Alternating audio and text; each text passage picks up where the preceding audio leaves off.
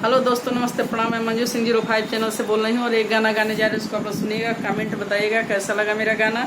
अगर पसंद आएगा तो शेयर, लाइक, सब्सक्राइब जरूर करिएगा। ये गाना है बन्ना बन्नी पर, बहुत पुराना गाना है। आप लोग सुनिएगा और कमेंट बताइएगा कैसा लगा मेरा गाना। अब उल्टल बाजा बनावा कैसे सपरी, अब उल्टल बाजा बनावा कैसे सपरी।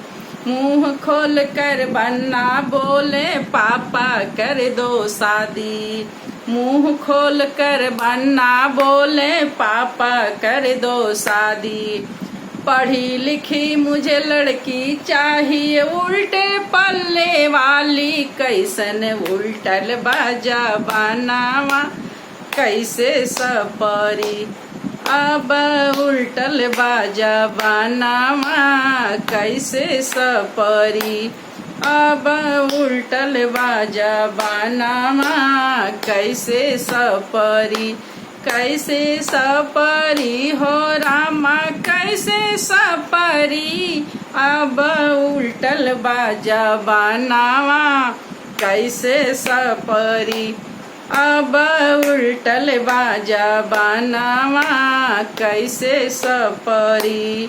मुंह खोल कर बन्ना बोले कर दो चाचा शादी, मुंह खोल कर बन्ना बोले कर दो चाचा शादी।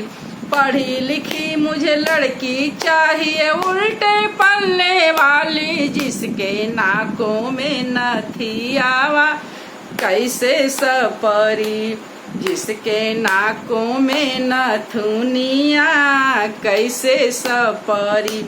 अब उल्टल बाजा बनावा कैसे सपरी, अब उल्टल बाजा बनावा कैसे सपरी।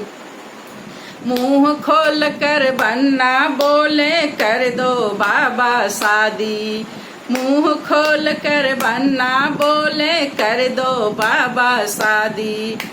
पढ़ी लिखी मुझे लड़की चाहिए, उल्टे पल्ले वाली जिसके हाथों में कंगनावा कैसे सपरी, जिसके हाथों में कंगनावा कैसे सपरी। अब उल्टल बाजा बनावा कैसे सपरी, अब उल्टल बाजा बनावा कैसे सपरी। मुंह खोल कर बन्ना बोले कर दो भैया शादी, मुंह खोल कर बन्ना बोले कर दो भैया शादी। पढ़ी लिखी मुझे लड़की चाहिए, उल्टे पल्ले वाली जिसके गले में हो हारावा कैसे सपरी, जिसके गले में हो हारावा कैसे सपरी। अब उल्टल बाजा बनावा कैसे सपरी, कैसे सपरी हो रामा कैसे सपरी। अब उल्टल बाजा बनावा कैसे सपरी, अब उल्टल बाजा बनावा कैसे सपरी। मुंह खोल कर बन्ना बोले कर दो दादाजी शादी, मुंह खोल कर बन्ना बोले कर दो दादाजी शादी। पढ़ी लिखी मुझे लड़की चाहिए, उल्टे पल्ले वाली जिसके पैरों में पाया लावा कैसे सपरी, जिसके पैरों में पाया लिया कैसे सपरी।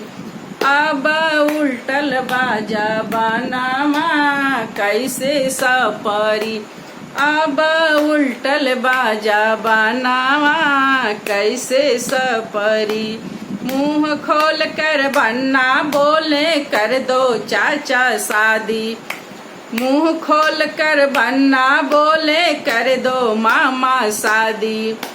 पढ़ी लिखी मुझे लड़की चाहिए, उल्टे पल्ले वाली जिसके हो जिसके कानों में कुंडलावा कैसे सपरी, जिसके कानों में कुंडलावा कैसे सपरी, अब उल्टल बाजा बनावा कैसे सपरी, अब उल्टल बाजा बनावा कैसे सपरी।